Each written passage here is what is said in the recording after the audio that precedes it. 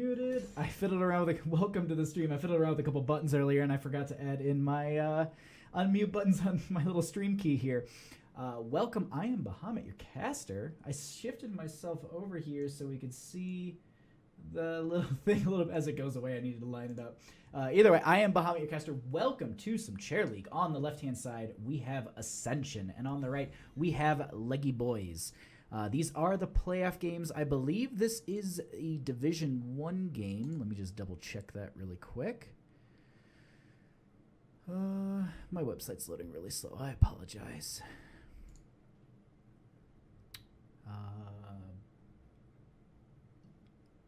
Sorry. So we are going into Dragonshire here. This is, yes, okay, so this is Division 1. Looks like we had... one of the casters had to bow out from tonight, unfortunately. The one thing I'm curious as to... where did my music go? We'll fit it with that later. Either way, maybe there might be a sound issue currently, but regardless, we are going to Dragonshire here, so we will take a peek at a couple things. Okay, looks like the music is coming in finally. We do have a ban coming out on Genji here on Dragonshire. High mobility hero, definitely something you don't really want to deal with. And especially the reset you can get from the Dragon Blade in the late game is just going to be so powerful. It's definitely something that it's smart of them to ban out. And it looks like Kael'Thuzad's being hovered on the side of Ascension. They don't want to deal with that. And with the first pick on the side of Leggyboys, they definitely have the option to go for that Kael'Thuzad.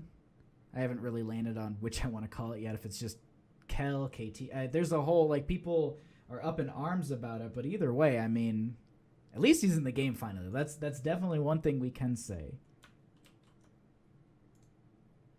All right. So going into these first picks here for the Leggyboys. First pick, typically a map like Dragonshire, locking in... honestly, locking in the Uther now wouldn't be a bad idea if you wanted to go down that road. On this map, we often see like a main support off support. Helps with a lot of this laning as this match progresses. We often see also a lot of like hyper carry compositions on this map where they're very heavy in the bottom lane. Then they get okay. So they're gonna go ahead and lock in the Dahaka right away here. I like that. Dahaka first pick is really strong. He does well in this map. The rotations he offers are extremely powerful. He has a lot of ambush ability as well as setup, so that's really, really good on the side of Leggyboys picking that up. Now, this 1-2 pick on the side of Ascension, as I was saying, you know, some teams going for this hyper carry. And we could see that coming out of the later draft for Leggyboys, but it looks like we are going to see the Uther Greymane combination. And the one thing, like, are they going to treat Greymane like a solo laner in this game, or are they going to run him in bottom lane with the Uther? That's the one thing I think we need to ask ourselves as this draft is unfolding. Now that I have this up, I'm going to really quickly slide myself over so that while it's up, I look like I have production value. When it's down, it's just my mic floating off into space. But these next two picks before we go into our next ban phase here. I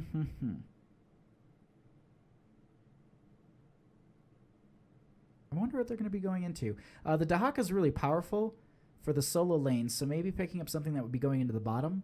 Vala Ariel wouldn't be horrible here. The combination is really strong, especially on a map where you have to hold these shrines. They're going to go into the Rhaegar here with the Nazebo, actually. Interesting. So they're going to go for the wave clear from Nazebo, and they're going to get... I mean, honestly, Rhaegar has really good wave... Their entire team on the side of Leggyboys has just really good wave clear overall. Oh my god, Meow Hi as well. How are you?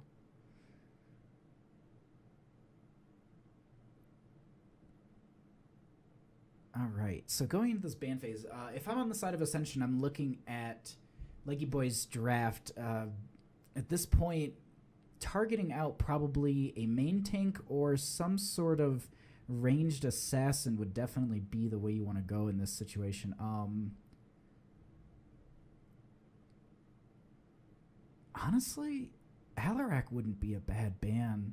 He's a plausible target, and he can combo into the Nazebo, Rhaegar, Dahaka pretty well. That's definitely... Looks like they're going to be banning out the Arthas here, though. So they're going to ban out that tank. Strong's... They basically went for, I think, the strongest tank that can also solo lane, because at this point, their entire team on the side of Leggyboys can solo lane. So what I'm curious to see is what they're going to be picking up in those last two slots. And they went ahead and real quickly banned out the Garrosh here. The repositioning that he offers with his throw and as well as his Q are extremely powerful.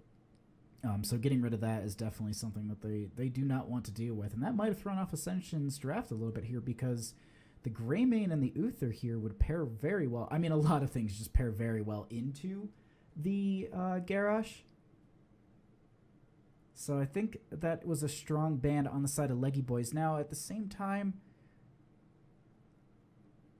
honestly, I would go for probably a Stitches here, and maybe even a global like a Falstad wouldn't be a bad idea.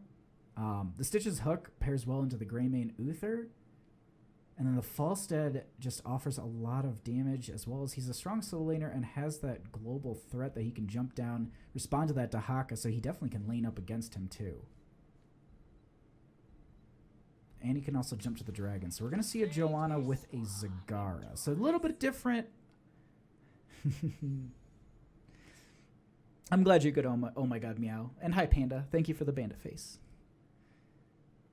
But this Zagara Joanna here, this is interesting. I've been seeing a lot of Joanna play. And the weird thing is like, I honestly, she hasn't been changed in a long time, to my knowledge, realistically.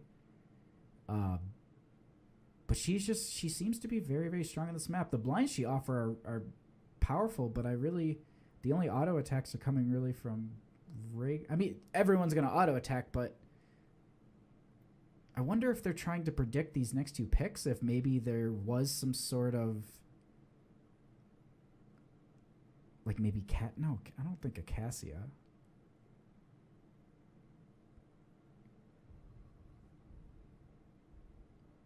Hi, Torshal TV. It ain't no Waka Dahaka Flame Comp, but I'll watch it.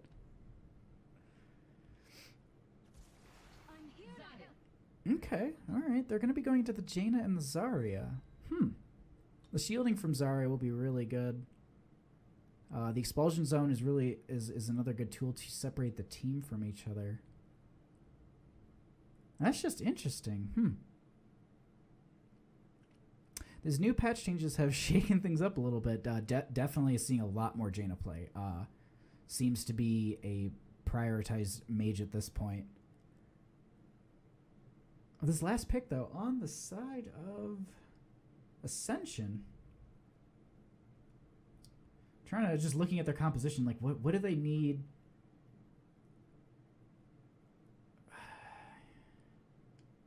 A Sonya wouldn't be horrible, but they could also just go for a little bit more damage and maybe pick up a mage themselves. Like a Kael'thas wouldn't be bad. The poke that he has is pretty good. I honestly think it's going to be a range mage. Nope, they're going to go into a secondary tank here. And I like the Anub'arak. The beetles are just a little bit hard to deal with. If he's in the mid lane, they definitely can be an issue when it goes into the when it actually goes into the capture phase, because of the fact that he does have those beetles constantly poking and annoying people. Harklaz, hi.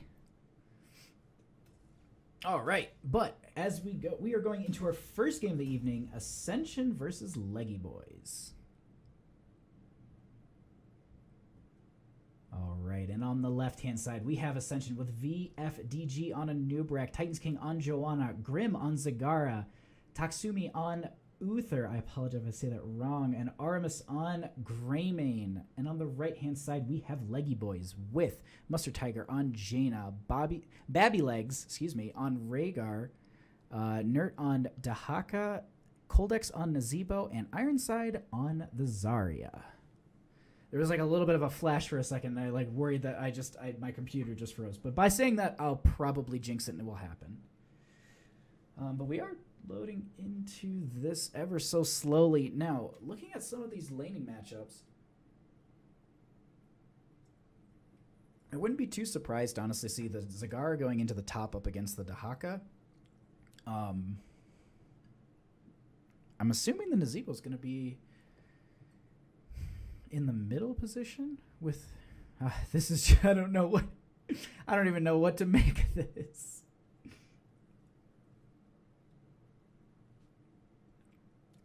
I'm trying to picture all their laning matchups, but realistically I can't. All right.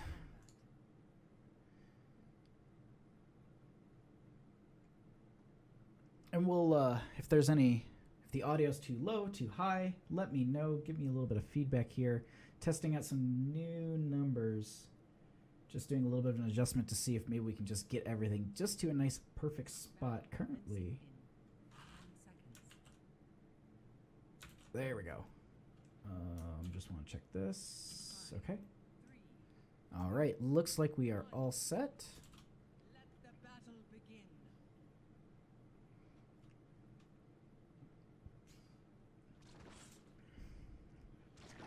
B-steps are already out from Babby Legs.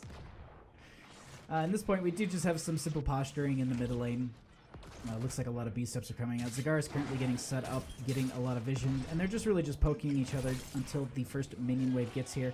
And that's actually the reason why they do this. They pretty much see where people are going to spread off into, which lanes, that way they can kind of prioritize them if other heroes need to go in different lanes, as well as it is where the minions meet up first, so getting this wave technically is the first amount of experience you can get besides maybe a kill. We do have the Uther going into bottom lane, getting the stun onto the Dahaka. He is slowly going away, but unfortunately they will not be getting the kill. Now, we do have Titans King getting caught out by three of the members of Leggyboys. The rest of the team of Ascension will rotate in here, and they actually meet up with the Rhaegar. They surprise them here, and it looks like we should have our first death going over to... Oh, that's odd. That's new. Looks like there might be something busted with the Observer AI. That will be the first kill going over to Ascension. Be the Rhaegar falling there on that, just caught out on that rotation by the entire team. But good response, extremely good response actually from Ascension. They definitely saved their member and got that kill there. We currently do have the Zagara in the top lane capturing over this Dragon Altar. Or excuse me, the Sun Altar, and the moon is in the bottom. So it looks like the Moon Altar will be captured by Leggyboys, and they're going to go ahead and have their Dahaka just lane up a little bit here. But with the two members currently coming in, he does have to go straight back to his gate. He does not want to be caught out of position. And this gives the first, ability for channeling by Ascension. Now we do in mid have this small skirmish currently happening. Anubarak getting that stun for a second. Looks like though the Jaina and Nazebo combination in top lane will be getting this shrine for the time being. So they'll stop the ability for them to channel, but we do have a rotation from the Uther at this point, trying to get maybe a pick onto one of the members of Leggyboys here. But with these cannons still high on shots, they won't be able to get any sort of kill just yet. Oh, and thank you. I'm glad the sound sounds good. Looks like in bottom lane we do have the Dahaka currently just kind of hiding behind the gate. He's just going to play this safe game here. Doesn't want to get caught out potentially by one of the members. They don't see the Uther and the Anubarak currently, so they could be bushing up. They could be just getting a camp. But at this point, a lot of the members of Leggyboys are kind of playing safe here. They're not really laning past that midpoint. You can see that in almost every lane, especially in bottom where the Dahaka has just tapped as well. So he won't have that for another 120 seconds, but at the same time, we do actually have a rotation from the two members that were on the camp into mid, going back onto this Rhaegar, and they're really trying to make sure that they punish him. But he ran so far away. The Zarya was still there, and it looks like they will try and get her. Unfortunately, they will not get the kill. The Titan's King taking the long route around the Zarya. That was kind of funny there. In top lane, we have the Zagar currently being left alone, so they do have the ability to channel that altar. And if they did notice the rest of the team in mid, they have that chance. Rhaegar is extremely low on mana as well. So that might be an advantage for them here in mid lane, but I don't think they're going to be really looking to capitalize on any of that. Now, we do have the Rhaegar. He will sniff out this camp being picked up by Ascension, I believe. But with that, they're going to go ahead and jump right onto this. Yep. I'll have to switch this over after the game or maybe do a restart or something. But it's the alley ops just got a little messed up, it looks like.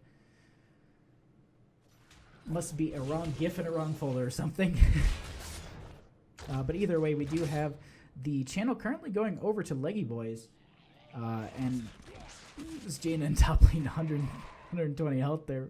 Getting really close. Now in mid, we currently have a small skirmish. Tanks versus healer, not really going to be yielding too much. In the bottom, though, we do have the Dahaka currently sitting on the point. He doesn't want to lane too far up now that the Greymane is alive, but we do have him actually in the top lane. He does actually use his burrow right away there. I think he was waiting for a Nubrak to maybe get a stun off or dig in a little bit further. So, fortunately, they will not be able to get anything from that. Dahaka will have to clear out this camp that has started to work on this fort here a little bit. Zarya is rotating down as well, making sure that she can try and stop this when the Zargar gets into that top altar. But with the rest of Ascension currently rotating down, they are going to potentially get a couple picks here. We do have the Zarya shielding herself. Dahaka does have full health. I believe he did not have to use his essence just yet. They were trying to focus down that Zarya, but she will be able to get out with about 200 health. Now, Joanna's a little far forward, but they will be able to get right out of here. They do have the minion wave to soak up a lot of these tower shots. With that, though, I apologize, I haven't really been showing the talents too much here, as well as some of the stacking. We do have a Nazebo going into that spider build, so that will be, looks like it's about halfway. It's 100, I believe. Zarya looks like she's about halfway as well on hers. Dahaka's getting through his first level. Uther's about halfway, and looks like Joanna's about a third of the way through. So people making some good progress here. We're about almost 6 minutes into the game. We do have this fort current in bottom really being pushed in hard by Ascension. No response from Leggyboys. They do have a lot of their members in top lane, so what they could have done is they really could have just been like, that fort's gone, let's push top, and, you know, have a little bit of hold on them. But at this point, Ascension's really just kind of walking on their map and doing whatever they want. And Leggyboys, they really got to start to focus on a few of the members. They actually do go onto this Joanna. They do get the spiders onto her, and she will be falling, so that will be the first kill going over to... Yeah, I think that's the first kill going... No, they got the pick earlier? Onto the Greymane, yeah, okay. But they don't have 10s yet, so they definitely need to play a little bit safe here. They're going to have the Zarya and the Nazebo laning up. We do have the Dahaka actually coming into this top lane. The Jaina was a little bit too low on mana to really do health actually to do too much. He does actually get the, unfortunately he doesn't get the ton onto the Zagara. Now if he does get a few auto attacks off, he will have the cooldown reduction on that tongue available. Looks like they won't be able to take advantage of that, unfortunately. Now this Rhaegar needs to play a little bit safe. He doesn't want to get caught out by the rotation from Ascension, but this is going to be coming right down onto the Zarya. They actually get the expulsions onto quite a few members, but unfortunately they do not get any sort of follow-up damage because most of the team is retreating here.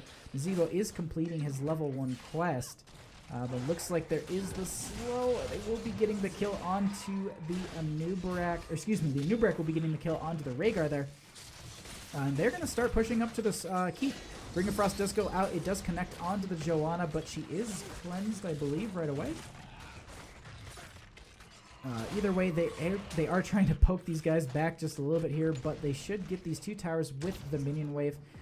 In the top lane, in the meantime, Zagara has been still just pushing and making sure that Dahaka isn't getting the value that he needs for his team. So, I mean, at this point, the side push from the Dahaka should keep them, and it is keeping them in the game quite a bit. We can see that the Dahaka sieging is actually, it's actually under the Nazebo, surprisingly. He's going to come around trying to get this flank onto the Zakar, but she will just be able to walk right away. He does have to pop a couple of his essence there. The one thing, let's just take a peek into this bottom lane really quickly where the action's happening. We do have a kill currently going over to Ascension onto that Zarya. Apologize for missing some of that. The Dahaka did burrow down to the bottom lane to try and come in, but it does get stunned from the Uther. There is the dive in from the Anubrak. They will be getting the kill onto the Rhaegar here, and that is... Ooh. The Anubrak is actually going to be falling to the Rhaegar, but unfortunately, they will be... I think that was probably his totem on the ground hitting him. But they do trade 2 kills for 1. They go ahead and start to work on getting this Dragonite, which... with the members probably popping up as they're utilizing this into the bottom lane, I would assume, because this is the most open lane, and that's where they can get the most value. We'll see. They do have 13s currently, and their team is kind of on the way. They did back... Oh, okay. The beep meant that my power went out, I think. Either way, we're good. We've got 2 battery backups. We should be fine. Currently, though, in mid, we do have Zarya actually finishing her first level quest. So this Dragonite is postured. He has been just kind of, they've just been kind of playing this posture game, waiting for all their members to get back with full mana and health. They currently actually have 14, so they do have the level and talent advantage. They do get the, excuse me, they do get the zombie wall on the Anubrak, but it really doesn't slow them down too much. They get the punt onto Zarya, just pushing her back, making sure that team has to wait for their tank to really do too much. They're just utilizing this dragon in the mid lane as best as they can. The Curse Bullet actually does go out. They get the dive in onto the Rhaegar, who will actually get hit by the Dragonite and will be falling there. Do have the Dahaka currently using adaptation right as he comes out of the bush to get the drag onto the Anubrak, but unfortunately the Dragonite is still alive with a sliver of health, so they're going to be able to kind of push this back. They do get the Graviton Surge onto a couple members. There is the D-Shield onto the Greymane. They actually go ahead and utilize that as a jumping point. They currently have the Joanna just pushing into so many of these members. He getting extremely low, and that will be Joanna dying to the fort there. Jaina getting the slow into the Greymane. The tongue does go out. They actually burrow back in with the Anubrak. They get the kill onto one of the members and another as well. Dahaka falling here, and just 2 of the members dying on a potential chase for that Greymane, and the Joanna was still the only one to fall in this situation. We currently have the Nazebo hearthing in bottom lane, making sure, I'm assuming he pushed that back, and then he's just going to hearth. Oh, we have just... Nidus Networks in the middle of the lane, just Cigar like, whatever, I can just put these here. I can get back whenever I want. The Curse Bullet does not connect onto the Rhaegar, so they don't really, I don't think they really tried to follow too much up with that. He turns around and throws a cocktail right back at him. Meanwhile, they did get this camp, this hard camp, so this will be responded to by the Jaina. They're going to lose a fort, but, or excuse me, a tower, but they won't be losing a fort or anything. Now, there's a little bit of a posturing around this camp. They do get the spiders out from the Zebo. A few of the members are starting to show up. The zombie wall is out with the Gargantuan zoning a few of the members in the back line. They do capture over the camp. They go ahead. Looks like they're going to burn down the Gargantuan, and that's going to be a 60-second cooldown that Zebo's going to have to wait for. This mage just being Jaina's just nemesis currently. In the bottom lane, we have the Joanna and Uther going ahead and working on this camp. Looks like Greymane will probably come in as it finishes out. Nubrek's going to go ahead and get this mid lane camp, and Cigar's going to go ahead and get the top. And Ascension currently just putting on a show of just map control at this point. They basically say, you know, we've got 16s, we could force a fight. They literally just going to say, we will put push in every single lane, and then we're just going to take our team fight probably, because they do have the talent advantage at this point. Zebo is going to be able to get those spiders out. Dahaka will be able to clear out this camp quite quickly with that Jaina, so they won't get too much of a value. Now, Zagara in top lane does have quite a bit of push. She will be holding the Moon Altar in top, and it looks like they will be getting the... Excuse me, Moon Altar in bottom. We actually have the Dahaka who burrowed up there. I apologize. He's currently just been being a nuisance, but we do have the rest of the team rotating into this. Currently get the stun onto the Dahaka. He does not have adaptation. He probably has some essence, so he has a burrow, unless he doesn't have... Okay, so he gets the burrow. Does he have the S? He does not. So he's just literally buying time for his team, but unfortunately, with the pressure that's in all the lanes, they don't have the ability to, respond to this mid, so they rotate the Joanna into position. Looks like they will be getting the second Dragonite of this game, and that will be going down the mid lane into an open keep. We do have the rest of Ascension. It looks like they're going to be rotating into this Dragonite.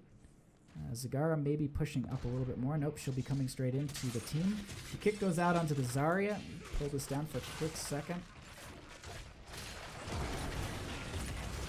We do have quite a bit of damage going out onto that Dragonite, but unfortunately it will not be able to burn it down. They will not be able to burn it down quick enough. The Gargantuan already used, so that's going to be another 70-second cooldown that they're going to have to wait on. At this point, Ascension's just playing a really, really safe game. They got the keep. They're just going to poke a few of the members and just rotate down into the bottom lane and work on the next keep. Now they do have to worry on the side of Leggyboys for the burrow and the dive, the stun and everything, so this combination. Now they do have 16s on the side of Leggyboys, so they can come into this, but the Rhaegar is quite low himself, so he will have to be a little bit safe as the healer. They do go ahead and they actually get the burrow in from Anubrak. There's the Graviton Surge from the from the Zarya. The Ring of Frost does connect onto two of the members here, but they will not be able to get a kill. They actually kill Nazebo and the Rhaegar.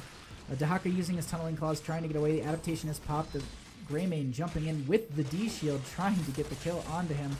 Nubrak is going to burrow into that backline. They will get the cocktail. They are going to have one being killed and currently two. And it looks like this is going to be the first game going over to Ascension. GG, well played.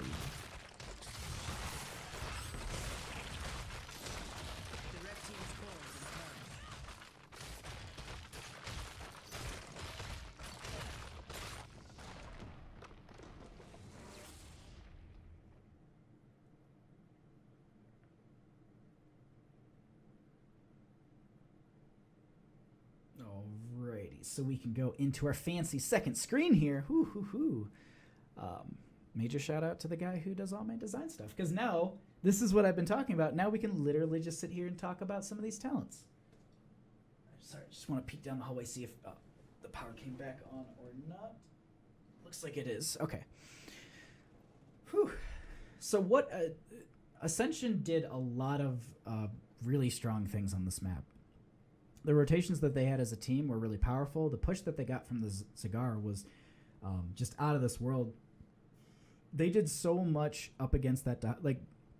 They completely neutered the Dahaka. I mean, if we're looking at a lot of the if we're looking purely on a number basis, Dahaka really didn't win against that Zagara whatsoever. And it showed throughout the game. The Nazebo did, a lot of good work. I just don't think that he got the late game value that they were looking for out of him. That's actually interesting that you wouldn't go, I guess, with the double tank. But usually you go for the ice block. But either way, I mean, phenomenal play out of both teams. It's just Ascension. They showed Dragonshire, and they showed it very, very well. I mean, it was a strong play from them overall. Let me see really quickly. Does this? Yeah. Okay, we'll pull that down. Either way, the one thing that I do need to change really quickly, and I apologize for the delay, I need to just update my little asset so it says who won what. Oh, it looks like someone already had done that. Okay. It looks like we're working on the setup for the next game here. Let me go ahead and just try and help this out really quickly. Okay, we should be all set to get that going once they decide on the map. Okay, I honestly just, looking at the composition right now, I think the Nazebo could have been substituted for maybe... All right, well, first, I think the Zarya could have been substituted for maybe something like a Varian. A Taunt might have been a little bit stronger here. Nazebo, I mean, it's not horrible. It's just, I think there's just heroes that can do it better. And on that map, I don't think Nazebo was the strongest pick. I'm just checking what people are saying for the background stuff. Does caster usually? I can. really just depends on them. So we'll go ahead and do this and take... it disappeared. But I'm just going to go ahead and create the lobby really quick here. The only thing is the music was a little quiet, so I'm not sure if the game volume's quiet or anything, or... lobby link.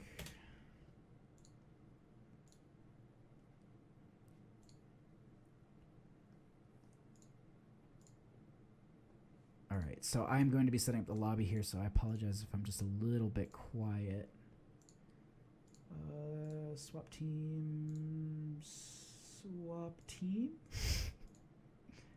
I think we're looking pretty good. I think you are on this team, and I think you're on this team. This is fun. This is just like a great game. You get to watch me just play around. I could just check the chair league thing really quickly, and that's what I'm going to be doing. Grimvid. Am I missing someone? Oh, okay, okay. So one of the members, apparently one of the members has their food on fire.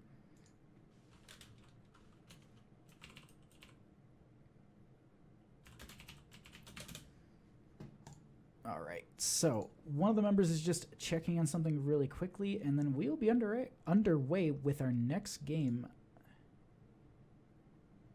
We're going to be going into Infernal Shrines. Sorry, I'm just trying to update everything at once. Now it should say Infernal Shrines. We should be all set. Oh, I need to also start round 2. That would be why. Cool. All right. Hi, Gofty. I always say Gofty. No, that's right. Okay, I'm finally saying it right. I think I used to say Goatfee, and it's Gofty, which I apologize now for not saying it right before. Let me just see one thing, make sure that we have the right banners and the right teams in place for the home team. Yes, and then away team picks map. Alrighty.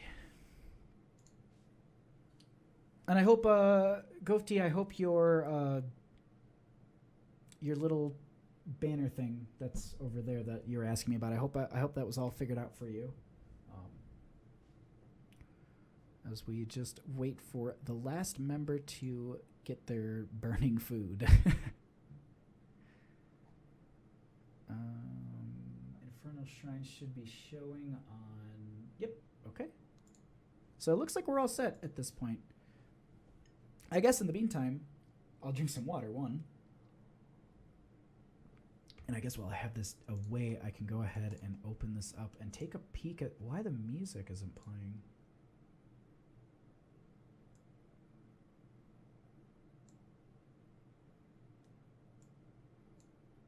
Oh, okay, it's just extremely quiet. All right.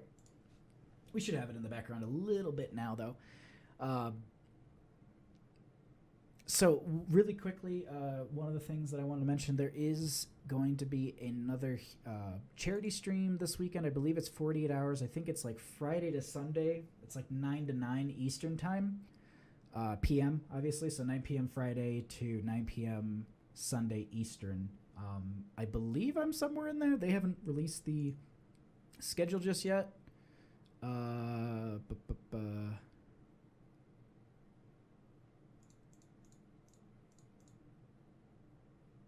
It's okay, he calls you Bahuman.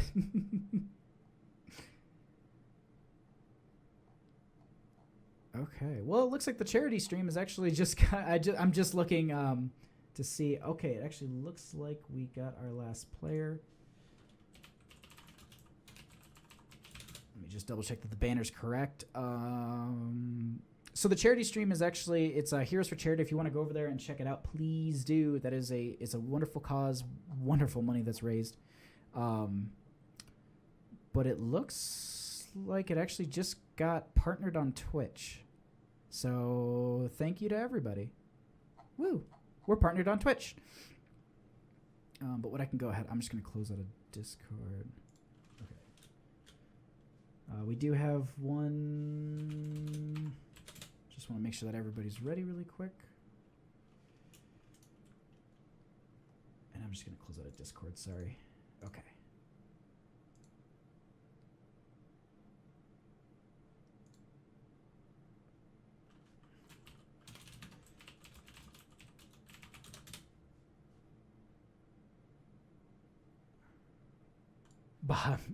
Bahamut. Yeah, I think I'm glad the link worked. Okay, I'm really glad. That's wonderful. Because yeah, it's just they hide their stuff so weird. Yeah, we're gonna wait on the other hero. We're gonna wait on the other team member for Ascension. They just had to run really quickly into the kitchen. It's okay though. It's honestly, I'm just the sad face right there. It's honestly like people butcher my last name all the time, so like it doesn't bother me at all.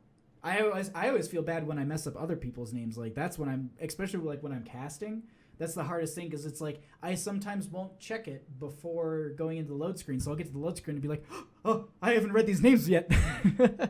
So it's like it's semi terrifying.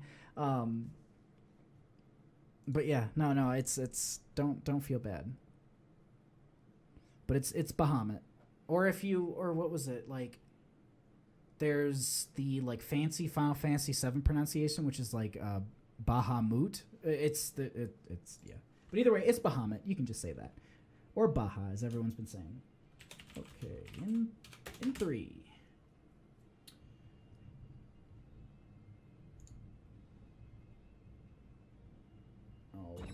Alrighty, so here we go into Infernal Shrines, our second game of the evening here. We do have on the left-hand side Ascension versus the Leggyboys on the right. First game, we saw a dominant showcase with the Zagara, as well as a 4-man rotation between the top and mid.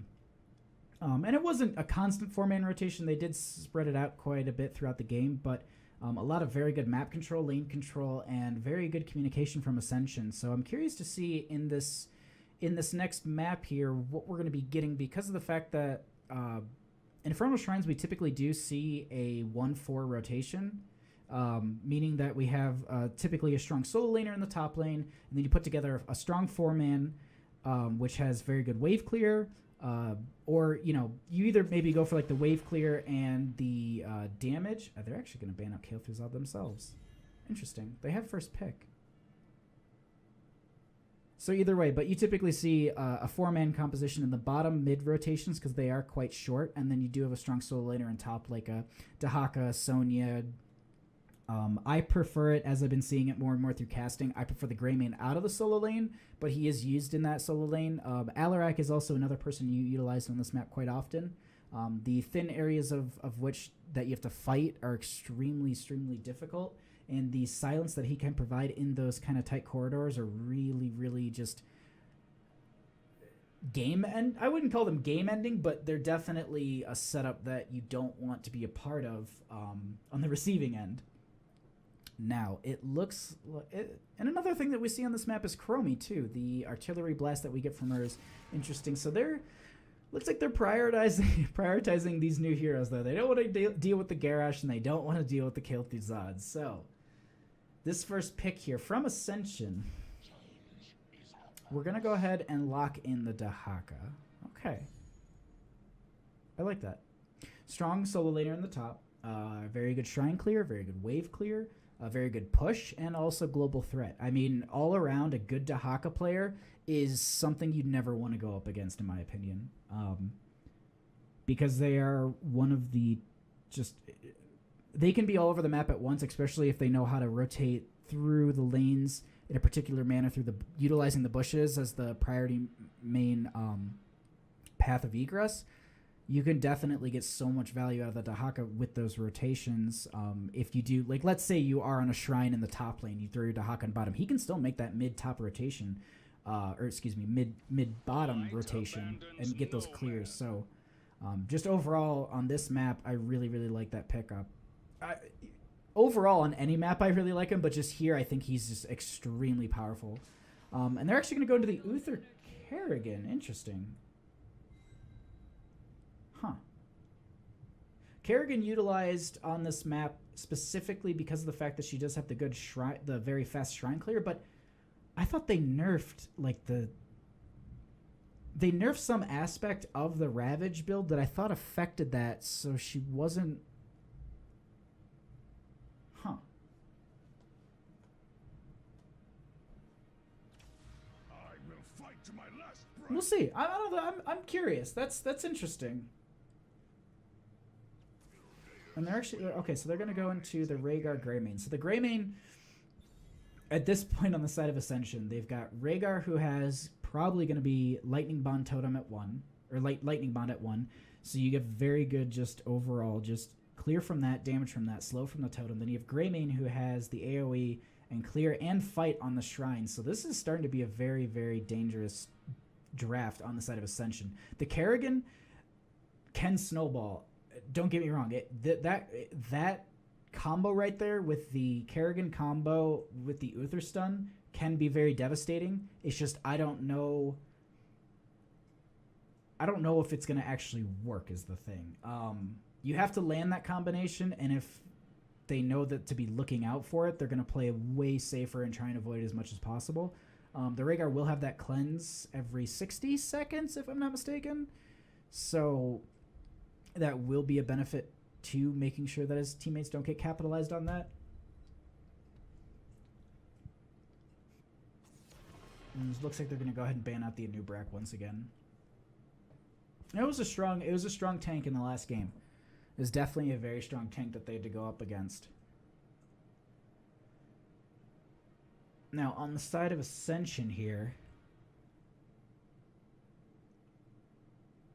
looking at the draft of Leggyboys, they're gonna need a. Honestly, the Arthas would be the best ban. They did it. It's literally the same two bans that they had last game, but I think the Arthas ban is extremely strong here, and it would really kind of affect the draft of Leggyboys. Yeah, I think that's the way that they go about it. That's the ban that I would actually like to see if I was driving this bus. They're actually gonna go for the Illidan.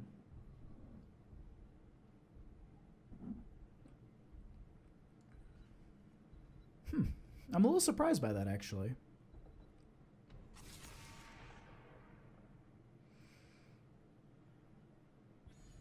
Hunt is often used on. I mean, I have seen Illidan being picked up on this map. He does have, there's a lot of good camping for him to do. He does have the solo ability for the Shrine that pairs well into the Kerrigan. The Hunt post 10 is really powerful. Combo that with the Kerrigan's, stun pull and stun, and then you also have the Uther stun is just really good. So I like that. I really like the Illidan ban. I just think the Arthas is going to be, unless they're going to go for it themselves, Arthas is just a really strong tank, especially on this map with the AoE. But they're going to go ahead and, looks like they're going to pick up Joanna on the side of Leggyboys.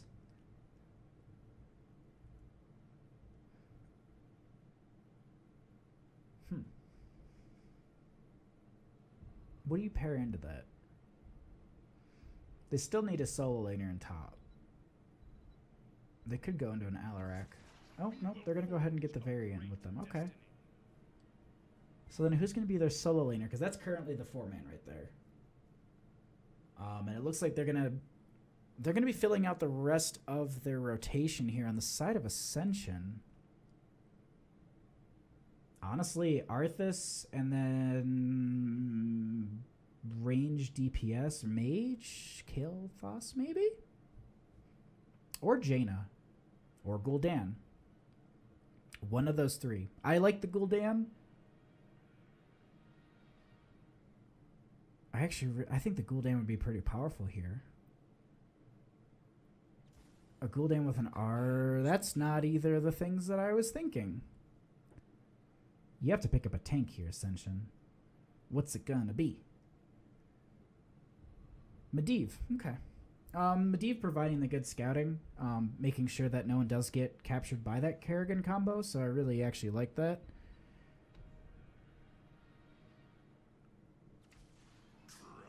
Diablo. My draft ideas are very outdated, apparently, but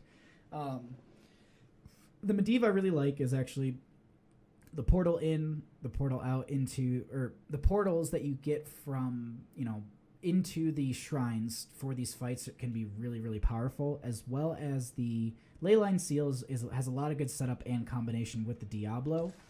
And the Diablo actually does really, really well here in the fact that there are a lot of tight corridors, as I talked about with the Alarak. So Diablo is actually going to really be doing well because of the fact that he does have a lot of people slam into getting that stun. And as well, the Medivh being able to bird form and just follow the enemy team around. They will be down a person in the 4-man, but they won't be getting rotated and captured or like caught out during these mid to bottom rotations. They don't want to see a Kerrigan combo out of this, and that's potentially a reset for Li Ming. But here we go into our second game. On the left-hand side, we have Ascension with Titans King on Diablo, Grim on Greymane, VFDG on Dahaka, Artemis on Medivh, and Tsukimi on Rhaegar. Excuse me. On the right-hand side, we have Leggyboys with Nert on Varian, Ironside on Joanna, Babby Legs on Uther, Mustard Tiger on Kerrigan, and Coldex on Li Ming.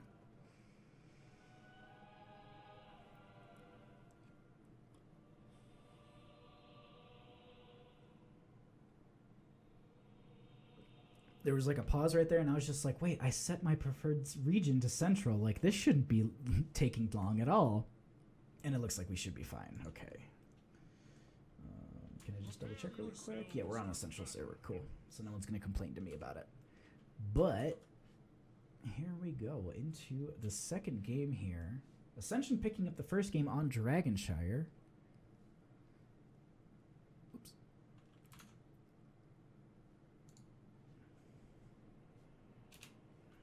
The battle begins in Okay.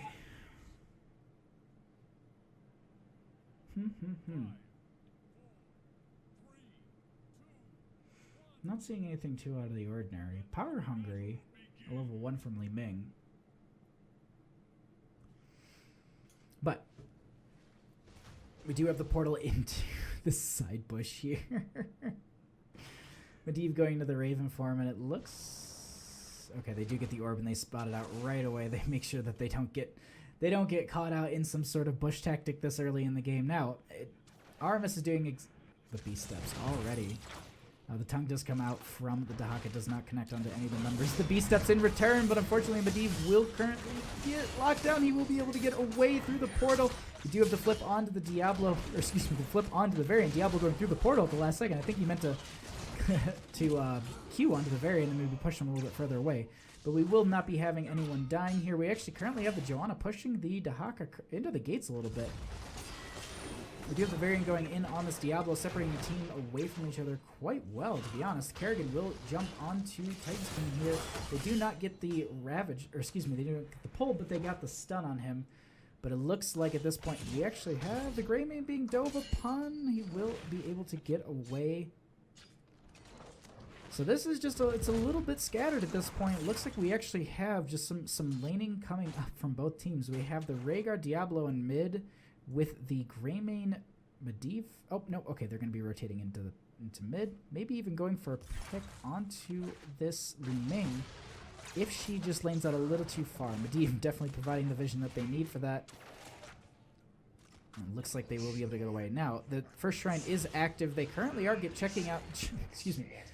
Going in on this Joanna. I was going to say checking out this Joanna. I was like, well, they're going in on her. Into this as she was making the rotations from top lane. Dahaka must have called that. Currently, though, have bottom being pushed back up, but it looks like Leggyboys are currently reporting all together for this shrine, so they will be starting this out, and they will kind of be zoning this and holding this for quite a bit here. Now, it looks like they are going ahead and giving it away on the side of Ascension. They go ahead and get the camp in bottom. They're just kind of laning at this point. Dahaka is providing a little bit of vision just to see where the people are rotating back. They do have the Joanna going into the top lane. Now, I wonder if they're going to take advantage of the fact that they don't have their main tank with them. Dahaka is currently jumping into a few of the numbers here. Joanna coming back into the fray of the battle. There is the burrow from the Dahaka protectors on him as well. There's the portal up from Medivh. They will be able to utilize this now, but there is the kill onto the Varian. That will be the first blood of the game. Greymane jumping in onto this Joanna, getting the blind onto him as well, but the Diablo will shadow charge forward and get the flip, and Greymane will confirm the kill. Now, and as you saw, like the moment that Dahaka saw the Joanna rotating away from the enemy team, that's when all of Ascension just literally funneled right into that bottom and caught them out of position.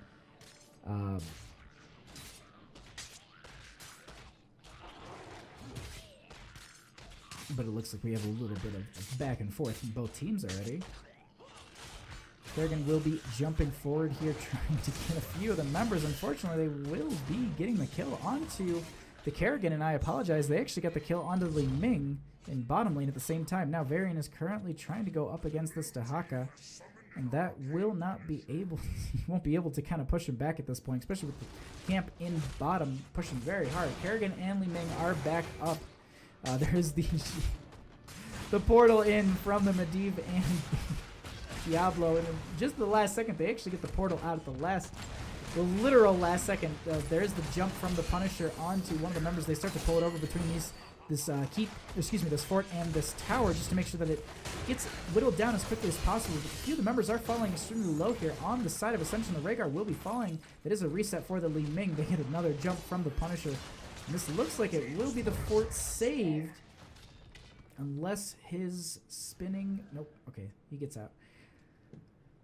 In bottom lane, though, we do have that getting pushed in quite a bit by the Dahaka. Now, they do have 7s on the side of Ascension, but with their Rhaegar just coming back up, they are still going to play a little bit safe here, making sure that they are on all fronts ready for the next assault.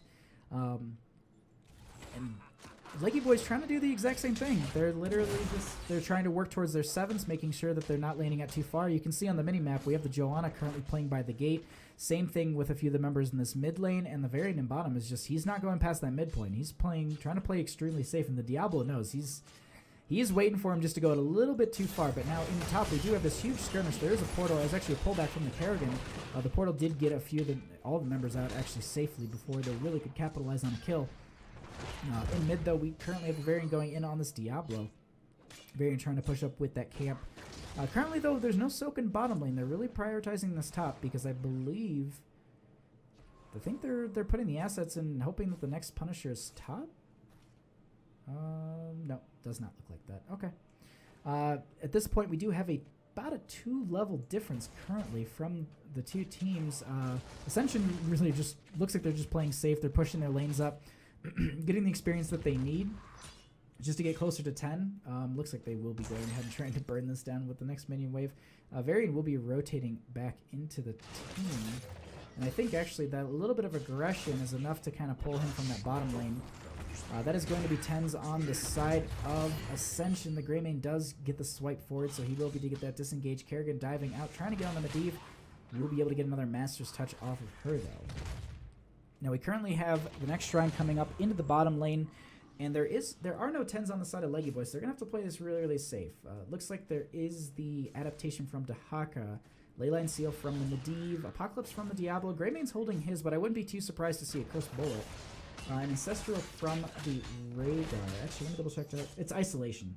The artwork for those two, I always confuse them. And we actually see Medivh here potentially getting jumped on, but he actually has the portals to get out. Li Ming trying to get that little bit of damage on him, but unfortunately will not be enough. Now the Diablo actually does get the charge forward, and he does get that last swipe, and that will be Li Ming falling here, pushing them a little bit further in experience. They actually forego the shrine for a little bit in this bottom lane for that pick. Now quite a few of the members of Ascension are in place here, though. And with the Li Ming dead, they won't be able to do too much. They're really just going to have to just play a safe game, lane up, and try and get to their 10s as quickly as possible, just to mitigate some of this damage that's going to be going down into their bottom lane. They currently actually have Diablo only working on this. They get the drag onto the Kerrigan. The cleanse is there, but unfortunately they get the kill right onto her, and the Curse Bullet actually came out right away as well. We do have the Isolation onto the Uther. The Tongue pulls him right back into the fray of the damage. And that is going to be the Uther dead as well. Now he will provide some good vision to the enemy, to his team of the enemies while he is still technically alive in ghost form, but he will pop. And I believe he left the spray behind too. Looks like Li Ming will be currently going up into the top lane, trying to work closer to those 10s. We do have the Dahaka rotating up there as well. Joanna does bait the jump out from the Punisher. It is currently out of the fort. The Apocalypse does come out. It does not connect onto any of the members that are currently in this bottom lane. Li Ming is rotating into the bottom. They get all 4 members with a Leyline Seal. That is going to be the Varian just using his Protect. He's trying to get out. He will be falling here. They get the tongue onto the Uther once again, and that is going to be the D-Storm at the last second, but they do not get any value from it. Just while we have this Punisher kind of coming up into the bottom lane here, we do have the Maelstrom from the Kerrigan. We have the Wave of Force from the Li Ming, Falling Sword from Joanna, and Taunt from the Varian here. Do you have another jump from the Punisher onto the Joanna? They are trying to pull the Punisher away from some of these members. There's the Falling Sword onto a few of the members in this backline, but the Joanna is falling extremely low here. I don't think there is the Iron Skin again. That is going to be the kill onto the Joanna from the Dahaka. This is going to be the first keep of the game falling currently. I don't think they're going to be able to go for core. Now, they do have the pull onto the Varian, who will be falling to the Medivh, actually. And this is going to be 13s on the side of Ascension. Now, they are currently working towards the core. One thing I wanted to note really quickly, I don't think we saw it, Master Such was finished. They do get the reset onto that Medivh, and they are currently chasing a few of the members down out of the bottom lane, and they go ahead and they get that retreat. But at the same time, unfortunately, looks like they're going to have to be getting 2 levels here because of the fact that they are down a talent tier, and without that next talent tier, they really won't be able to fight in the next, I think it's about minute 15 or so. It's like every 45. They currently get the taunt onto the Rhaegar, and there's actually 1 kill. They do get the camp. Joanna is using the Falling Sword onto the Greymane, trying to chase them down, dodges the abilities from the Li Ming, but there is the pullback. The Kerrigan does get the, oh my god, 70 health. He had, I think it was like the lowest I saw his health go down to was about 70. That is just, oh, that's so frustrating. Oh, this commentary, this is just too good. I'm sorry. In top lane, though, we currently have the Dahaka. He's actually a little far forward here. He's going to get pulled forward by a couple of members. Now, he does get the isolation out. He does pop his essence. And actually, Kerrigan's currently isolated, unless the team does rotate up, and has all of his essence being taken away at that point from the fact that he used it, and then also, well, he died, so he won't be able to get any more. But at this point, Ascension, they can kind of, it's their game to lose at this point, realistically. They're kind of pulling, like, that's just rude. That's just so rude. It actually forces the Li Ming to go ahead and use her well. So they're utilizing this Medivh very well. They actually get the taunt, and this might even be a reset. No, they actually get the Leyline Seal. A few of the members are trying to chase down this Medivh, and this is just ridiculous how much. 25. 25 was the first amount of health that we saw come out of him. And that is going to be the camp currently pushing in the top lane with all the members pulled up there. A camp in mid. Greymane started the mid Punisher as well. And that's a camp in bottom lane pushing up also with cannons right behind it. So they definitely have a lot of pressure to deal with. Now, 13s are on the side of Leggyboys. This is the time they need to take a fight. Medivh technically had to retreat for a little bit. They know he went back. Looks like they're going to go ahead and just completely retreat. And they're going to wait for their team members to all be back and in place here. Now, Leggyboys, and it looks like Ascension knows exactly this. They're going to go ahead and just lane up in top, it looks like. They have bottom pushed out very well. Dahaka's currently laning in mid. Oh, no, excuse me. He's hiding in the bush in mid. You actually will get caught out there. There is no tongue, unfortunately, and it looks like actually Kerrigan's starting to get the value that they wanted out of her for the shrine. Now Diablo's completely going to skip over the Kerrigan and go straight into this fight. The Apocalypse is used. They get the stun onto one of the members. The Ancestral comes out, but I think it was actually meant for the Dahaka. He currently just goes into the bush and starts to hunt. They actually get the kill onto the Rhaegar there, and that's actually also the Medivh falling. Now this will be the first Punisher going on the side. They actually pull it back. It looks like Diablo will be falling, but he does have souls, so he'll be back up in 3 seconds. Now, at the same time, okay, so we're going to pull back the Li Ming and the Joanna. Looks like Greymane will be able to kind of poke at this, maybe pull it closer to the keep.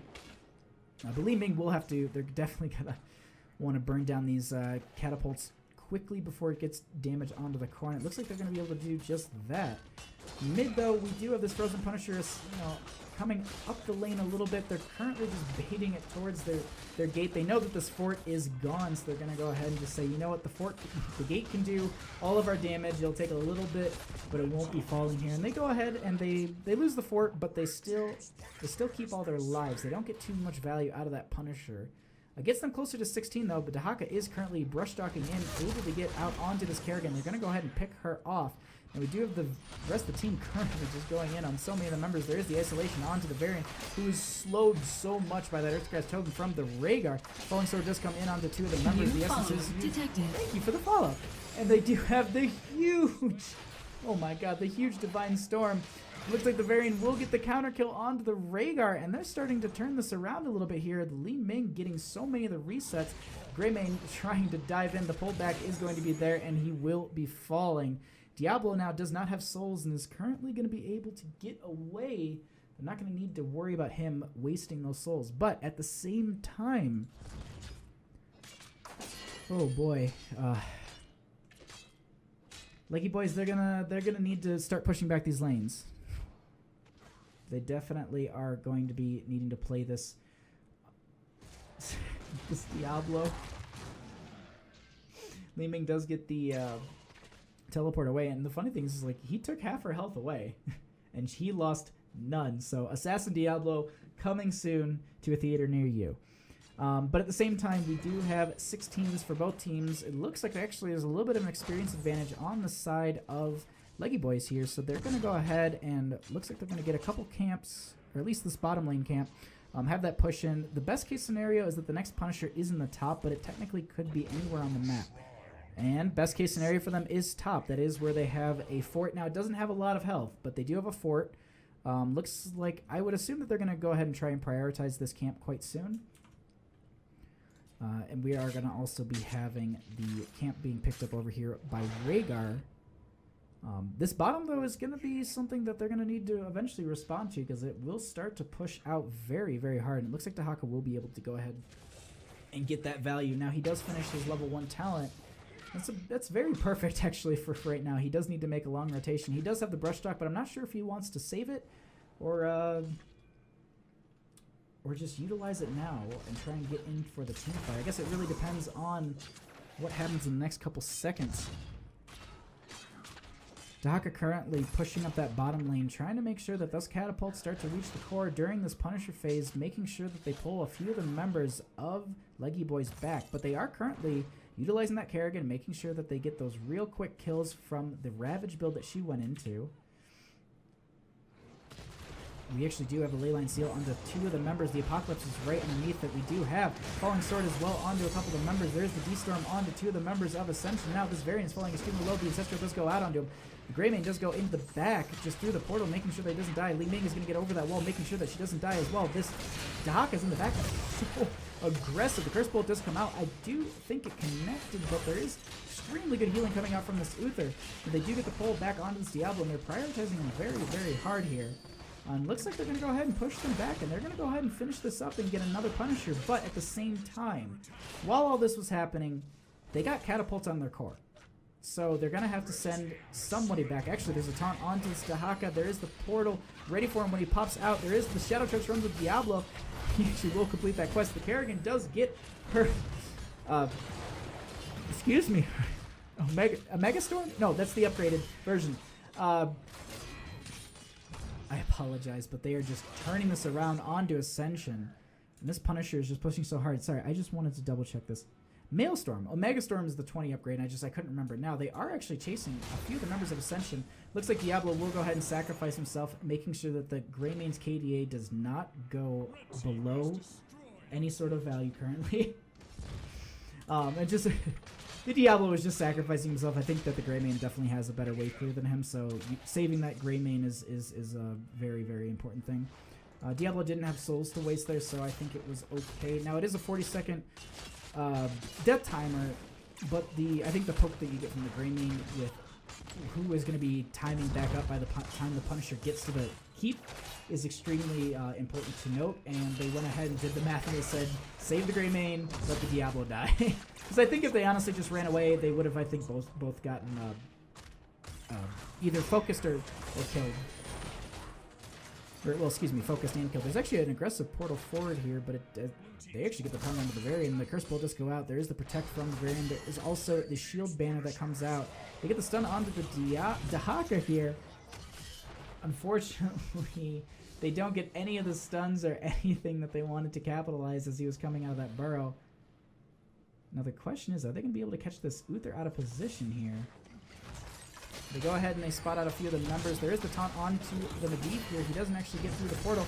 Huge D-Storm from the Uther. There's the isolation that goes out onto him. Kerrigan popping her Maelstrom. A few of the members out of position here. There is the Li Ming, which will fall. It means there's no resets for them currently, but the Greymane will be falling as well. Now, a few of the members are scattering around here because a lot of the damage is just left on the side of Leggyboys, and they are currently using this Kerrigan to try and kill the Diablo. He doesn't have souls.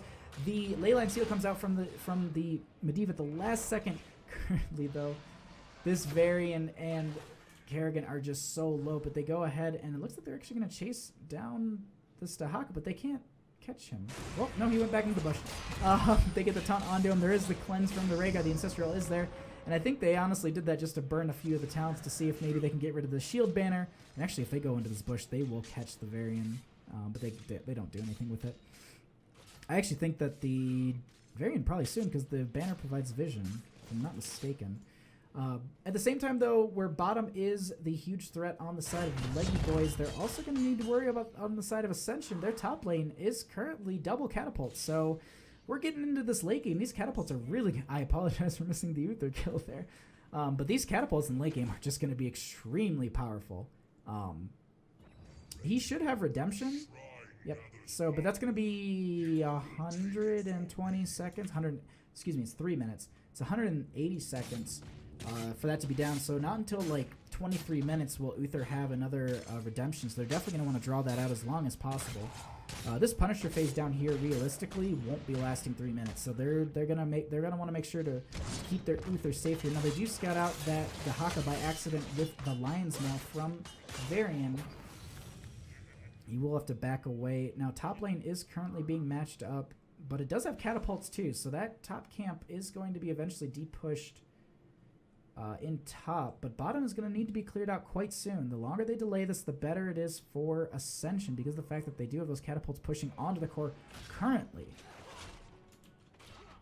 And it honestly looks like that's kind of what they're doing. They're letting those things push, and I apologize. The minion wave was way stronger on the side of Ascension. They go ahead and depush that camp right away. Now, Dahaka should have Apex Predator if I did... Nope, he went for the upgraded Isolation, which has Splash.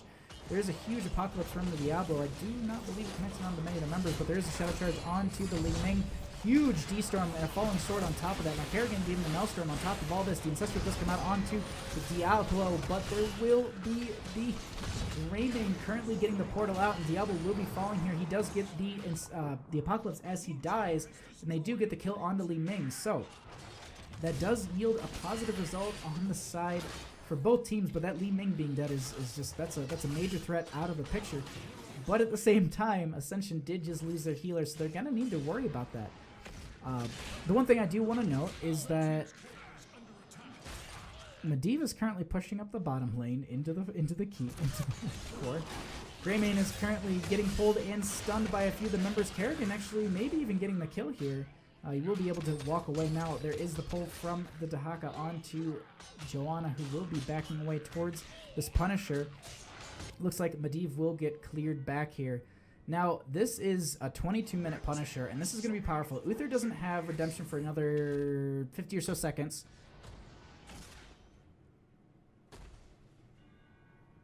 And they're actually going to go ahead and get this camp on top of the Punisher. Now, since there isn't really too much to go up against them currently, looks like they're going to go ahead and have this Joanna burn down this camp for the next 2 centuries.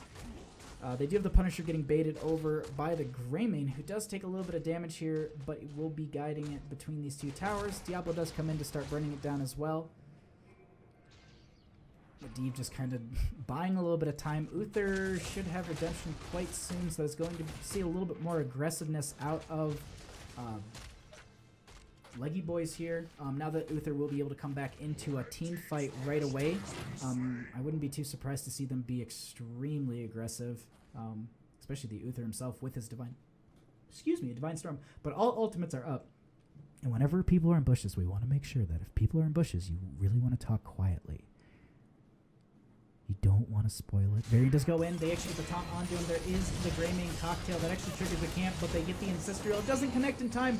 The Apocalypse will go off and get a couple of members, and that is there are no souls for Diablo currently, so that's going to be a 60-second death timer. Now, the next Punisher probably won't be for another, I would honestly say, 30 to 45 seconds, I think. So the best thing that Leggyboys can do are just really push up the lanes. If they can get the keep in bottom, that will definitely aid them a little bit in the lane pushing. And that's it.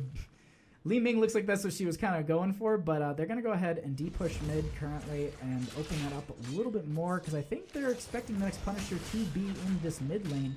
So they want to make sure they open it up, and if there is a potential for a game-ending Punisher push, they don't want to keep in their way. They're going to let the minion wave kind of soak forward a little bit. Uther going forward, just showing how just aggressive he's going to be with the fact that he can just come right back into every fight. Curse Bolt does go out. It's going to be a 30-second cooldown.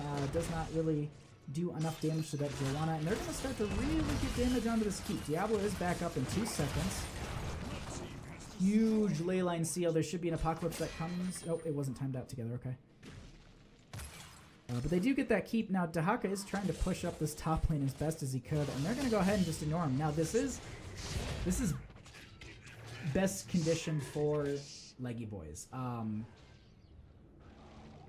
This is the win condition for them right now. It's actually win condition for both teams, realistically. Whoever really gets this Punisher, it's going to be a 25-26 minute Punisher.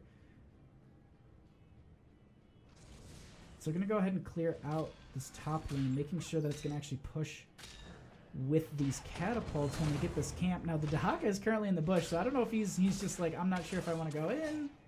Okay, so it looks like they're actually going to be having a huge engagement here. The Apocalypse just come out from the Diablo, connecting onto a couple of the members. The Falling Sword is out from the Joanna. They are really starting to get a lot of damage out onto the Dahaka in the backline, but he will pop his Essence. So, and there is actually the Ancestral from the Rhaegar there. Uther is killed, but he should have the redemption come right back up. The Diablo is killed. He does have soul, so he'll be up in 3 seconds. Apocalypse does go back out once again. They almost captured that camp for the steal, but there isn't that, and the Rhaegar will be falling here. Now, we do currently have a little bit of a chase onto this Dahaka. There is the reset for Li Ming potentially. They do get that. They dive forward. It looks like Greymane will be chased down and killed as well. But currently, this is something they need to either race against or... Because these are late game catapults, and they are strong. Oh, I hope this isn't how a playoff game goes. Okay, they're gonna race it, but at this point it looks like they should be able to burn it down before the catapults. Second game going over to Leggyboys. GG, well played.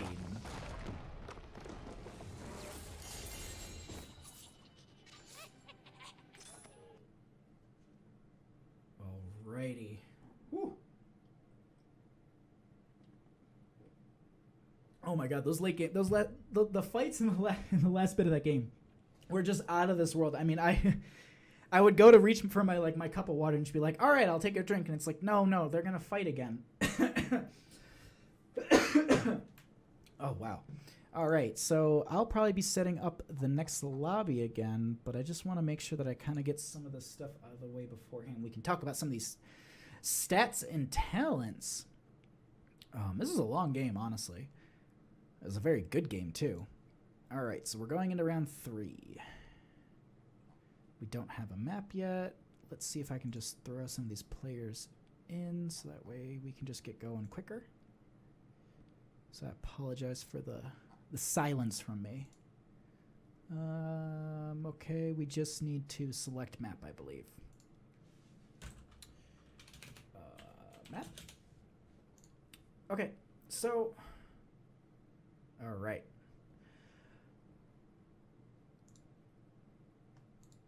Okay, well, I guess we don't get to talk about stats and talents because I need to go set up the next lobby. Excuse me. So we'll take that away. But overall, I mean, just a phenomenal back and forth. Like, the early game was held extremely well by Ascension, but as the game progressed, honestly, it really just went back and forth, and it was honestly, oops, I just swapped myself to teams. I'm trying to make myself an observer. There we go. All right, let's just change the map here. Brex's holdout updates. I just want to make sure that everything's looking good. You go to the other team. You stay on that team, and I just need the other person from... New follower detected. Well, thank you so much, Babby Legs. All right. Well, it looks like we are all set up in our lobby. Oh, Babby, of course. This is my pleasure to cast this. I enjoy casting these games. This is a blast for me. This is, like, my favorite little... Like, I look forward to this. Like... oops, I gotta set the lobby mode. Tournament draft. I think it's team 2. Drafting team is Leggyboys. Okay. And let me make sure that... Oh, looks like we had someone drop out of the lobby. Oh, no. Okay, they're back. Let me just double check that the drafters are correct.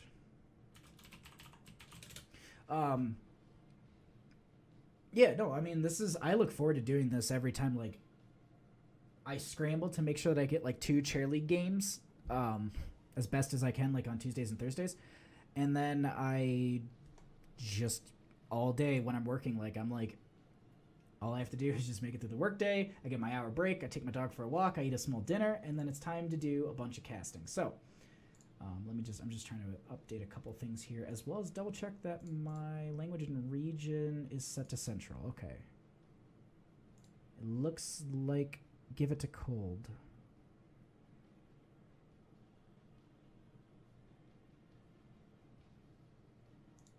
Wait, sorry. Looks like my power's going in and out. Sorry. This is the beeping. Okay. Ready in 3. Alrighty. Looks like we are going to be going into our last game of the evening. We are going to be going into Braxis Holdout. That actually was... Oh, thank you. Thank you, CJBR89. Unless there's like an actual way to say that, and I'm just like, it's like Chibber or something, like, and I'm just like, oh, it's this thing that you've never heard of because you're an old man. But no, I appreciate it. Thank you. I love doing this casting. It's a fun little hobby for me. I look forward to it. I get to watch people play that are way better than me. I get to talk about a video game, and like people will show up and listen. Like, if I talk about this game around my friends, they're just like, yeah, that's cool. Like, what's esports? Like, why don't you just go play the game if you like it so much? And then I just say, well, why don't you just go play football? Because you watch it all day. I guess it doesn't translate the same. But either way, we are going to Braxis Holdout here. On the left-hand side, we have Ascension, and on the right, we have the Leggyboys. And I just want to stress this. These are playoff games. Like, these are, like, the critical games of the Chair League season. And this is Division 1, too. So, like, this is top division. New This is some top games. detected. Thank you so much for the follow. To Plague. Unless you're a fan of the original Michigan band The Plague, because I would absolutely love that.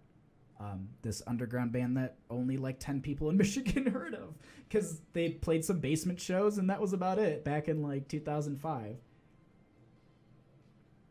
But we literally see the exact same bands coming out from both teams. Looks like they either agreed beforehand not to play these heroes, or they're just like, you know what, these are the heroes that we don't want to deal with. We don't want to deal with Garrosh, and we don't want to deal with Kael'Thuzad. But this first pickup here, and actually this is just side note, I should be talking about draft, but like, this is the main reason I wanted to make sure my music was working earlier in the evening, because if we got Braxis Holdout, I want to make sure that I could hear this, like, oh, the theme music for this map is phenomenal. But first picks, honestly, you could still... Okay. I was going to say Dahaka Genji, and the reason I'm saying Genji is there's actually a rotation you can make with Genji through the boss pit that makes it extremely he's just such a viable character and such a nuisance because he can literally make the rotations between top and bottom in seconds. I mean, it's 2 abilities. Like, granted, yeah, you are burning 2 abilities, but that rotation over a couple seconds to have another body in a team fight, dealing out the shuriken damage. Dragon Blade, if you are at 10, that's just a really, really powerful first pick. So I like that, especially on Brax's holdout. Now, Ascension, their first pick here, just letters. Okay. Well, thank you, CJBR89. This 1-2 pickup here, I mean, I'm just gonna say it because it's a viable thing. Like, just go Ariel Vala or Ariel Gul'dan in this 1-2 slot. Gul'dan has really good wave clear. Ariel pairs well into the Gul'dan. You've locked 2 strong people together. But Stukov is actually going to be picked up here with the Muradin. Interesting. I have seen on this map here and there Muradin with the like shotgun hammer build, also with the haymaker. I don't pick it enough. Winds of Plague. Winds of Plague is good actually, but no, the Plague it's like an old like underground Michigan band that like they never like took off or anything. It was a bad joke. Winds of Plague is good though. And then they disappeared because people made fun of the lead singer too much. And I swear, like, Fred Durst is on one of their songs too. So I'm sorry, but Malfurion and Stitches are going to be picked up here. And I really like this combination because of the fact that you do have the hook into the root. And that's often something we see in this map. But the thing I didn't talk about, okay, so we'll just really quickly talk about bans. On the side of Leggyboys on the right, they don't have much to very good wave clear, so banning out a Kael'thas is extremely strong if they plan on going to the Gul'dan themselves or the Jaina. I don't know how Jaina does on this map because I haven't really played enough new Jaina to know. But I think they're going to go ahead and... there it is.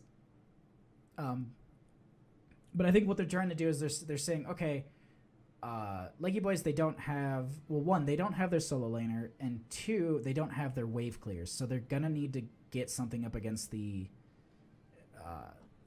Zerg wave as well as just the minion waves too. You're gonna need some sort of wave clear. So this Jaina hover's pretty good. I honestly like this.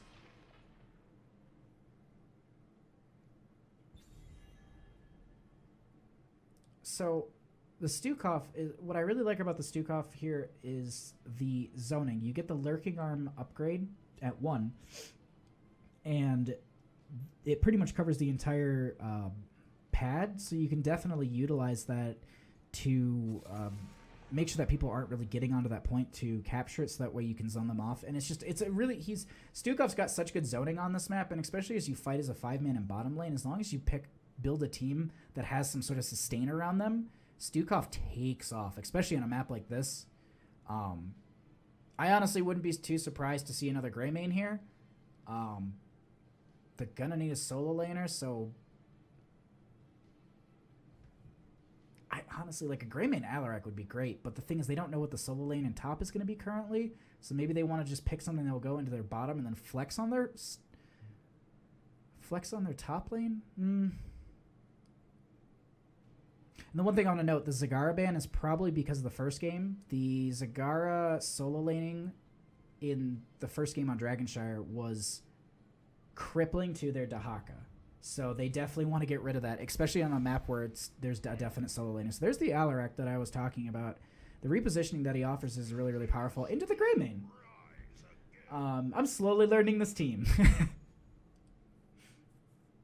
Because I was talking with a player one day, and they were just like, when you draft, like when you do casting for drafting, how do you do it? Do you play the I'm gonna try and guess their hero, or I'm gonna build their composition? And I always go like, I play the guessing game, like it's fun. I'm like, no, you should like build compositions, like talk about heroes that people don't think about it. So like I always wait a minute, Fred Durst guest focused on a Winds of Plagues. I swear to God, there's on like the second album, I'm sure of it, Fred Durst is on one of those songs. And that's actually the Kael'thas and Artanis. The one thing I just want to note really quickly is like, whenever like I do casting for this, is like I always try and like picture what would be best for a team on a map also with maybe some things that I've seen them play. Like all night I've seen Greymane. So like the Greymane was a pretty easy, assumption. The Alarak, not so much, but it's been played a lot on this map in this division. So I definitely was kind of thinking it might be in that area. Now they do need someone. They need a little bit more frontline. They have a lot of auto attack. They don't have any range, which is weird. And so like, I wonder if you just go into the Zarya at this point. The shielding would be really powerful. The grenade damage is really good poke and dismount. And she just has like the short range, so she still can be a little bit of a body in a fight. They don't have any blinds on the side of the Leggyboys.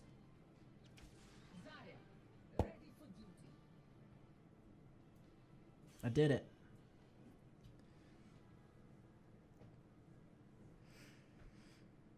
CJBR89, after this game, I will try and find that song and tell you. I promise. If not, it was just like a meme in the metal community or something. But I swear to God, like I saw people being like, yeah, Fred Durst was on that song. Like, I don't think it was a meme, but like, I think he does like a guest intro or something. Either way, we are going into our third game of the evening with Ascension versus Leggyboys. That's getting to me. Either way, on the left-hand side, we have Ascension with Tasukumi Kami on Stukov, Titans King on Muradin, Aramis on Alarak, VFDG on Greymane, and Grim on Zarya. And on the right-hand side, we have Leggyboys with Ironside on Artanis, Nert on Stitches, Mustard Tiger on Kael'thas, Coldex on Genji, and Babby Legs on Malfurion.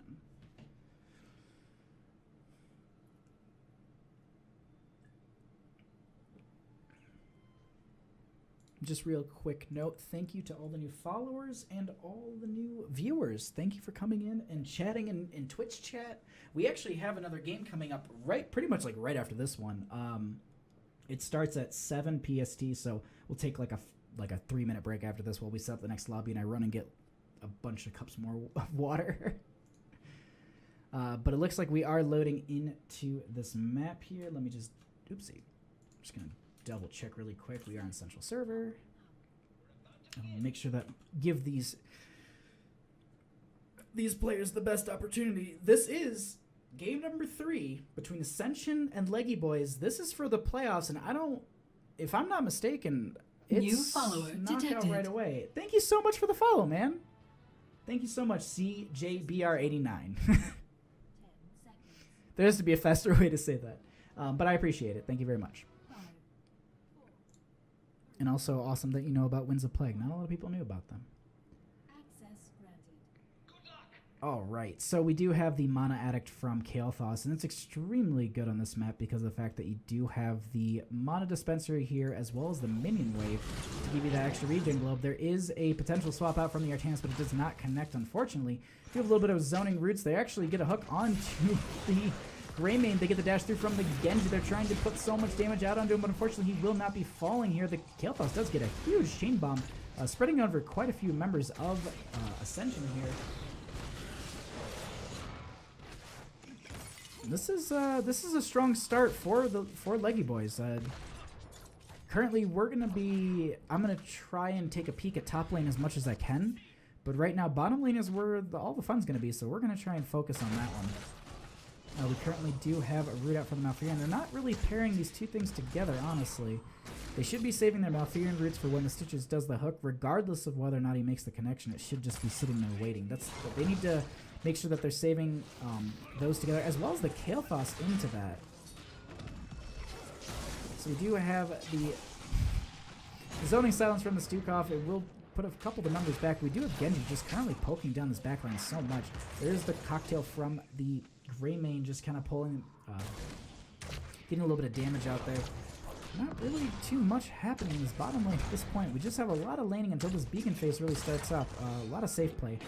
Currently there is this top lane matchup. Not really seeing too much happening there. So in the bottom lane we currently have a little bit of a start of a fight. There is a silence onto the Malfurion, but unfortunately they won't be able to just get anything from this. And as I was saying, they're just posturing in this bottom lane. They're not really trying to go in for anything too crazy. I'm just taking a peek at some of the level 1 talents at this point. It doesn't look like I'm seeing anything out of the ordinary. Sometimes you do see the... ooh, I was just about to say the hook from the Stitches there. You sometimes see the Season Marksman from the Artanis, but it does not look like he'll be taking that up against the Alarak here. But we do have about a 50% charge currently. They are holding this over, and they're going to go ahead and get the first kill onto that Zarya. Or excuse me, Zarya will get the first kill on the Malfurion. Threw me off seeing the icon. Kael'thas hiding out with just a little bit of health here. They are getting a little bit of damage onto the Zarya, but they will be able to just spread the pustula around from Stukov, get a little bit of healing back onto the Zarya. Fortunately, this Genji is a little bit zoned away, but that is going to be the first Zerg wave and level 4s on the side of Ascension going into this bottom lane. They have already whittled down this bottom gate, so they're definitely going to get a decent amount of value from the Zerg wave at this point. Hook does go out from these Stitches, won't connect because of the Malfurion. Roots did not expand quick enough, plus there was the jump away. CJ would work. CJ would work. It's a good call. We do currently have a decent amount of damage coming out from a few of the members, but we actually have the Muradin jumping into the backline, trying to get a bunch of damage out here. Genji taking quite a bit from the Greymane. They're going to go ahead and actually, looks like they're going to get this first fort and start pushing up a little bit more with the Zerg wave here.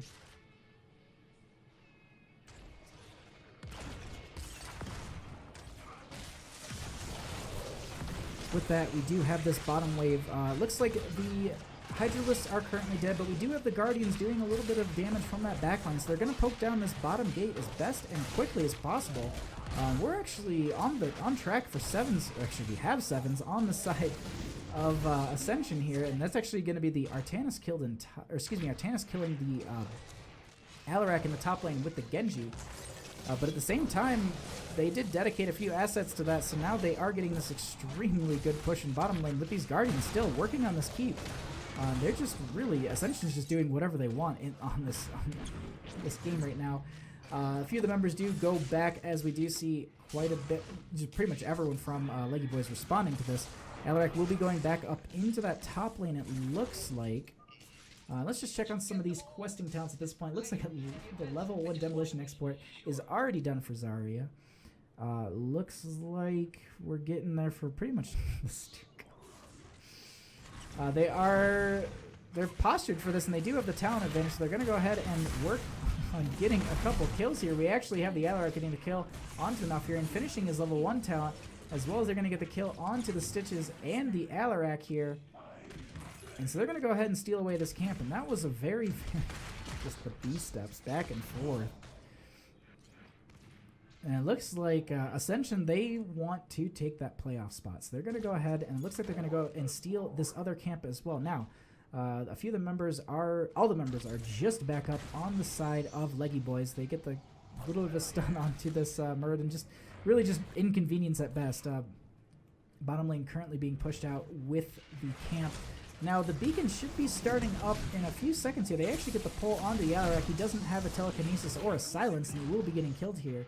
So that is going to be a good kill that will push up the experience on the side of Leggyboys quite a bit here. So that's a very, very powerful pick, especially because of the fact that they are nearing 7, so they can be a little bit more aggressive on this map. But without that talent, and, well, looks like they really just weren't in position for it. But I was going to say they might be able to go for the invade on that camp, but it doesn't look like they're going to be taking that. They're just going to play the game safe here. Alarak is currently back up. They do have the Artanis clearing in bottom. We have had... excuse me. We've had the lane swap. We currently have the 4-man in top and the soloers in bottom. And this is... this is being held over and controlled very well by Ascension. I mean, they're pretty much just saying, you know what, the Zerg wave's in top next, so we'll put our 4-man there, and they're going to have to respond to us. And that's essentially what Leggyboys is going to have to do. They're going to have to respond to this top lane. Muradin is currently in bottom, so they get the start of the charge here. And with that, he will actually be rotating the aggressive rotation here, or making the aggressive rotation here. They don't have 10s just yet. And I'm curious to see what they're going to be picking up here. The Muradin going into a pretty... doesn't look it's like an out-of-the-ordinary build. They actually start to get a little bit of damage out of this Malfurion. Murden chasing quite hard on this Malfurion, trying to get this kill. He actually uses taps as well right away. Plus, will just go out onto the Murden here. Stukov does have the D probably to get a little bit of health. They are extremely close to 10s. They actually get it currently. Kael'thas is actually in bottom. Is one of the things I wanted to note. Looks like we have the massive swipe, flailing swipe from the Stukov. We have Go for the Throat actually from the Grey Main in this game. There is the hook right back out onto Titan's King, and it's like Titan's King is pretty much a magnet. And that's actually the Alarak falling to the Kael'thas in bottom lane, but that is not going to be too much of their worry. The Failing Swipe does come out and saves Titan King with just about 600 health. He did have to pop his avatar form. That is going to be burned. He does get his passive. He did take that level 1, so he will be able to get that quite early. He will, it looks like he'll probably be tapping the well. Yep. And he'll be coming right back into his team. The passive should put him full health at this point. And it looks like we will be having Greymane finishing his level 7 talent here. 10s aren't achieved on the side of Leggyboys. They do have their healer is quite low here. They do burn through quite a bit of the main front line of the Zerg wave. Alarak is coming back into the team at this point. And now I'm curious to see what they're going to be able to get. Unfortunately, there is no hook from the Stitches to connect. Now, Fearing is extremely low. The Alarak gets the silence, and the Murden gets the kill on this, on top of that, too. That is currently... So we have the Murden dying to the keep. Unfortunately, that does... Fortunately for Leggyboys, it does slow them down a little bit here on the side of Ascension. No, they actually... They pull the Alarak in. They say, you know what? We can just fight under your keep. They actually get the silence out, zoning this Genji away, and they're going to go ahead and take the second keep of the game at 8 minutes and 41 seconds. Swap does go out, but it does not connect onto any of the members here. We do have a Flame Strike quickly. Unfortunately, that won't be able to stop them from getting away here.